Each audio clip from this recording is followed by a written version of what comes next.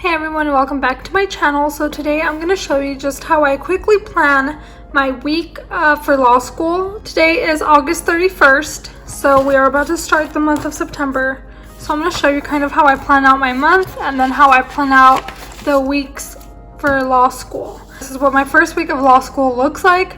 As you guys can tell, a lot of things are repeated, and I do have a reason for me repeating a lot of these things, which I will explain in a minute. To begin, I'm going to show you my monthly spread, which I do not use for school at all. As you can see here, these are all personal things such as my rent.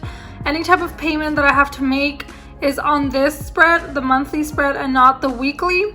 I don't put any of my law school stuff here because, again, I want to keep the monthly stuff strictly to just personal things. I know a lot of people do this on a electronic calendar and then they do all of their school stuff in a paper calendar or vice versa, but this is just how I choose to do it. So here are the big things that I need to pay for this month. If I forgot any, I will include them later, but as of right now, I try to do this maybe a week before the month starts because obviously when the month begins, I need to have some things paid. So I try to do this maybe a week or two before the month starts. So moving on to my weekly spread, you can see that my days are from left to right and not from like top to bottom. I don't go by the time slots. I know that's what the numbers here are for, to just time block. I don't go by that. I simply just list my things.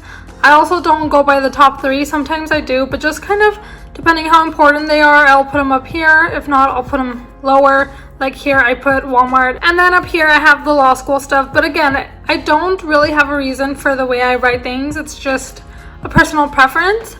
But really quickly, I'm going to show you how I highlight and kind of how I'm going to add a few things and why I'm adding them.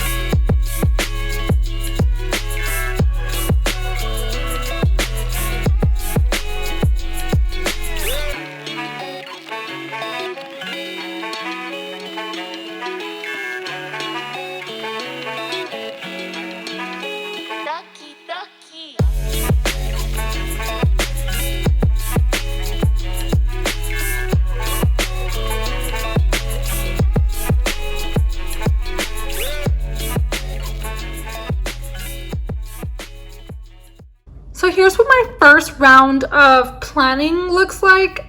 Eventually it starts like this, or just a little bit more simple, and that ends up being like this, where it's really busy because obviously things come up. If you see things are repeated, that is because I do need to work on it multiple times. So obviously my brief for the moot court competition is not going to be done in a day. So I do plan on working on that every day. So that's why you see it literally every day of the week, even on the weekends. So that is what I plan on working on at least a little bit every day, since it's not due until, well, next month, mid-September.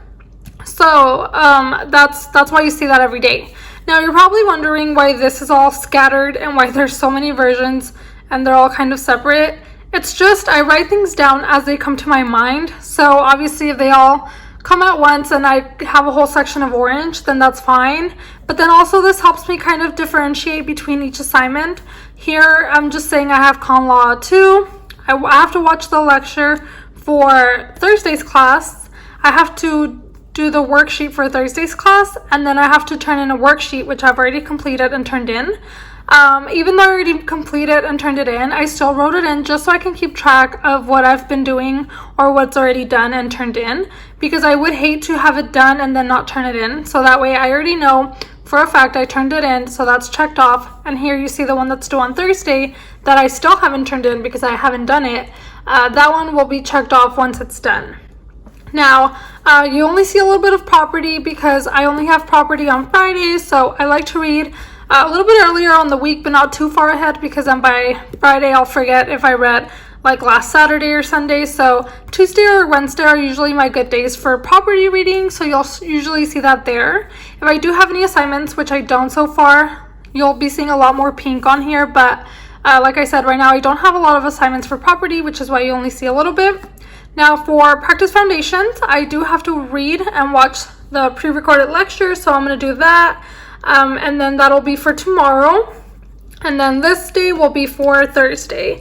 These are just very short readings and videos, so that's why I do them the day before. But usually, for example, for my common law readings or for property or anything like that, I do it about a week to a few days in advance just so I can stay ahead. For legal writing 3, I do have to find some cases and do some research, so that's why you're seeing that here. This is kind of what it looks like, read and brief. I usually like to put a lot more things than I need to on my to-do lists, just because if I'm done with things, I would rather get things that I need to get done rather than just sit around and kind of put in my head that I don't have anything to do. So yeah. When I get my syllabi, I make it a point to move all the important dates already onto my planner. So here we're in October, and I've already put down the midterms that I'm going to be taking that week. And another tip I have, which I've mentioned in other videos, is that I like to print off the syllabi. If you don't want to do that, you can just look at it on your computer and do this on your computer.